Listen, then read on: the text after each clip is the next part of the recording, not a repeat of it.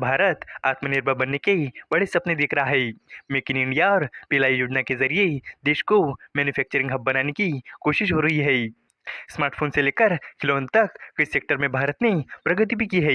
Export बढ़ रहा है और कई इंडस्ट्री में देश अब वैश्विक स्तर पर पहचान बना रहा है। लेकिन सवाल यह है कि क्या ये प्रगति वाकई आत्मनिर्भरता की ओर ले जा रही है, क्योंकि जब गहराई में झांकते हैं तो तस्वीर कुछ और ही नजर आती है। तो चलिए इस अपडेट को डिटेल में जानते हैं। लेकिन आगे बढ़ने से पहले एक रिक्वेस्ट है कि जो भी लोग इस चैनल पर नए हैं वो हमारे चैनल को सब्सक्राइब जरूर करें। इस काम के लिए कोई पैसे नहीं लगते हैं, बल्कि इससे हमें मोटिवेशन मिलता है। तो चलिए आगे बढ़ते हैं। भारत एक बड़ा मैन्युफैक्चरिंग हब बनना चाहता है।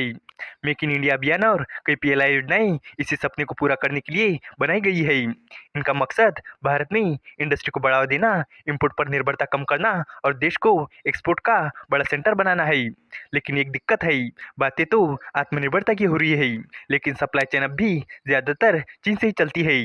एक समय था जब भारत में ज्यादातर खिलौने चीन से आते थे।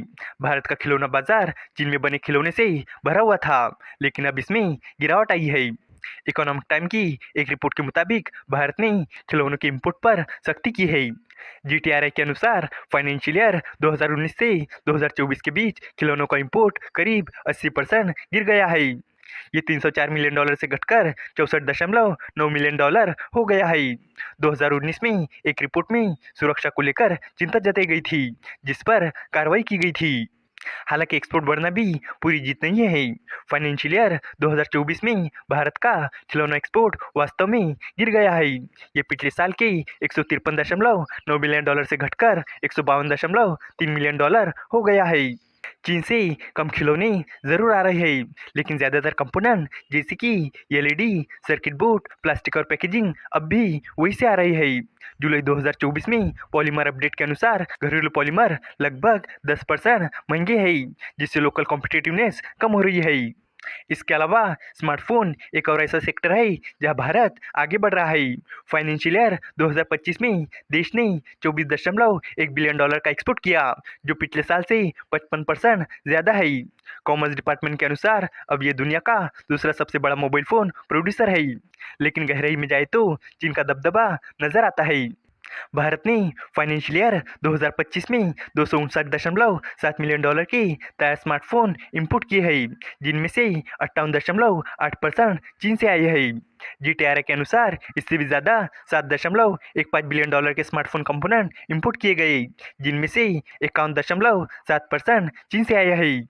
इतना ही नहीं, स्मार्टफोन पार्ट्स का इंपोर्ट $763.8 मिलियन का था, जिनमें से 55.4% चीन से आए थे।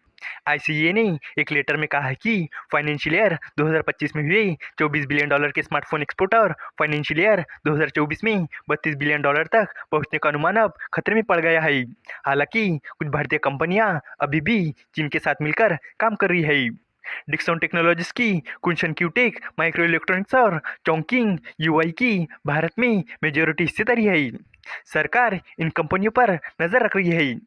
एप्पल, सैमसंग और शॉमी जैसी बड़ी कंपनियां भारत में फोन बना रही है, लेकिन फोन के जरूरी पार्ट्स अब भी चीन से आती है। सिर्फ फोन ही नहीं, कई और चीजें भी है जिनके लिए हम चीन पर निर्भर है, जैसे कि कंप्यूटर, सोलर पैनल और दवाइयाँ। इसके अलावा इलेक्ट्रॉनिक्स और सेमीकंडक्टर में हम चीन से ही बहुत कुछ खरीदते हैं, जैसे कि silicon wafers, flat panel display और कंप्यूटर मॉनिटर। कंज्यूमर इलेक्ट्रॉनिक में हम लैपटॉप और टैबलेट भी चीन से ही खरीदते हैं।